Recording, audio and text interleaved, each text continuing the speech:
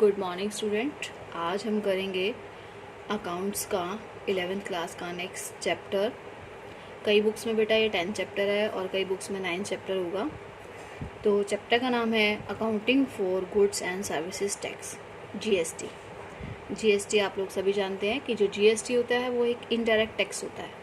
जितने भी हमारे इनडायरेक्ट टैक्स होते हैं, excise duty, custom duty, service duty, central sales tax duty या अदर टैक्सेस, जितने भी इनडायरेक्ट टैक्सेस हैं उन सबको हटाकर अब एक ही टैक्स बना दिया गया है जिसको हम बोलते हैं GST, goods and services tax.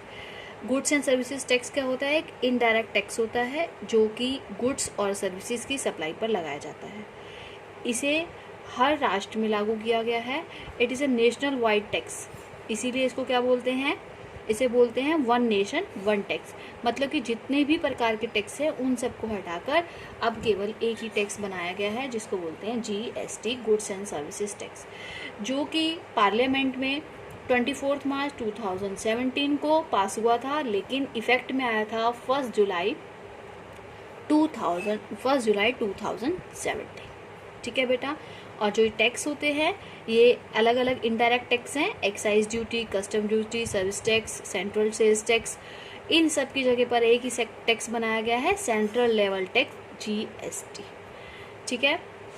अब उसके बाद है कि जो हमारा स्टेट लेवल होते हैं, state level of the merge GST, वो कौन कौन से होते हैं? जो हमारे स्टेट लेवल के टैक्स हैं वो होता है ऑक्ट्री एंड एंट्री टैक्स, यानी कोई माल जब हमारा बाहर से आता है तो एंट्री टैक्स लगता है, purchase tax, entertainment tax, VAT, value added tax बोलते हैं वेट को, और luxury tax and taxes of on lottery. तो इन सब पर जो टैक्स लगता है वो कौन सा टैक्स होता है? स्टेट लेवल का टैक्स होता है। और इनकी 5 स्लैब्स बनी हुई हैं। 5 स्लैब्स का मतलब ये कितने कितने परसेंट लिया जाता है? इनिशियल्स आइटम इंक्लूडिंग फूड्स पर 0% टैक्स लगता है, कॉमन यूजेज आइटम पर 5%, central rate 12% and maximum goods and all services standard 18% and luxury item of तंबाकू 28%। ये हमारी 5 स्लैब्स हैं, इससे आगे कोई भी किसी प्रकार का स्लैब नहीं है। हम इसी प्रकार से ही 5 स्लैब में जीएसटी कलेक्ट करते हैं या पेड करते हैं। अब जीएसटी कलेक्ट क्या होता है, जीएसटी पेड क्या होता है? जीएसटी कलेक्ट का मतलब होता है कि हमें उनसे लेना है, और पेड का मतलब है जीएसटी हमें देना है। तो जीएसटी पेड कब होता है और जीएसटी कलेक्ट कब होता है? जीएसटी पेड ऑन परचेज होता है, परचेज के समय वो पेड होता है और सेल के समय वो कलेक्ट होता है। किस तरीके से करेंगे? जैसे ये देखो, वो कहता है GST is paid on purchase of goods and services. ठीक है। परचेज पर क्या होता है? वो पेड होता है। It's collect from customer on sale of goods and services. और कलेक्ट कब होता है? जब हम सेल करते हैं। GST paid terms in input, जो जीएसटी पेड होता है उसको हम इनपुट जीएसटी लिखते हैं।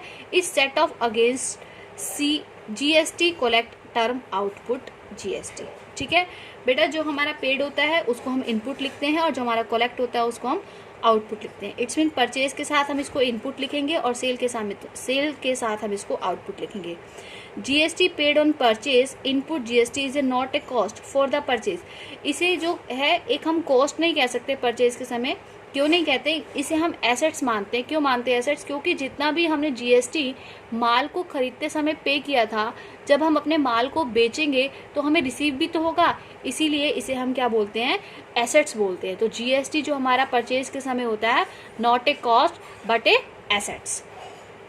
It can be set of GST collect on sale. इसे जीएसटी कलेक्ट जो सेल पर होता है उससे हम एडजस्ट कर लेते हैं। आपको बेटा ये एक जो ये स्लैब लिखनी है नोटबुक पे, और जो ये इम्पॉर्टेंट नोट्स लिखे हुए हैं इनको आपने नोटबुक में नोट करना है, जिसमें कि जैसे इसने बताया कि जीएसटी पेड जो है वो on purchase goods and services input GST होता है, not cost but A assets. और सेट ऑफ किससे करते हैं? इसको कलेक्ट से करते हैं। और किन किन चीज़ों पर जीएसटी हम लगाते हैं और सेट ऑफ कर सकते हैं। ठीक है। और किस केस में हम जीएसटी को कॉस्ट मानते हैं, ये सारे केस बताए हैं कि किस केस में वो कॉस्ट होता है। फूड एंड बेवरेज एक्सपेंसेस में, यानी कि रेस्टोरेंट बिल्स में, payment of health insurance, payment of vehicle, free gift of staff and personal use. ये इस केस में इसको हम एसेट्स नहीं मानते बल्कि क्या मानते हैं? कॉस्ट मानते हैं। GST paid input GST is reversed credit by following case, और ये इन केस में वापस क्रेडिट हो जाता है। किस केस में? जैसे हमने परचेज में डेबिट किया है तो परचेज रिटर्न में वो क्रेडिट हो जाएगा। गुड्स टेकन बाय प्रोप्राइटर, अगर प्रोप्राइटर ने गुड्स ले लिया है तो केस में उल्टा हो जाएगा। गुड्स लॉस्ट और स्टोलन जब कम हो जाता है, देखो जब आपको बताया था loss by theft, loss by fire, तो क्या होता है? Loss by theft account debit to purchase होता है, तो परचेज कम हो रहा है, तो यानी कि इसमें जो जीएसटी है वो भी क्या हो जाएगा? कम हो जाएगा। इट्स मीन वो भी क्या हो जाएंगे? क्रेडिट हो जाएंगे। और following goods and services are exempt for GST. Exempt का मतलब क्या है? इन पर जीएसटी नहीं लगता। किस किस पर जीएसटी नहीं लगता? Payment of wages and salary, supply of services to government, electricity bills, water bills and education services and health services. आपने बेटा ये जीएसटी का टॉपिक आपने पढ़ना है, और जो ये इंपॉर्टेंट नोट्स और ये स्लैब बताई है इनको अपनी नोटबुक में राइट करना है, और उसके बाद मैं इसके कल आपको एंट्री और आगे क्वेश्चंस कराऊंगी।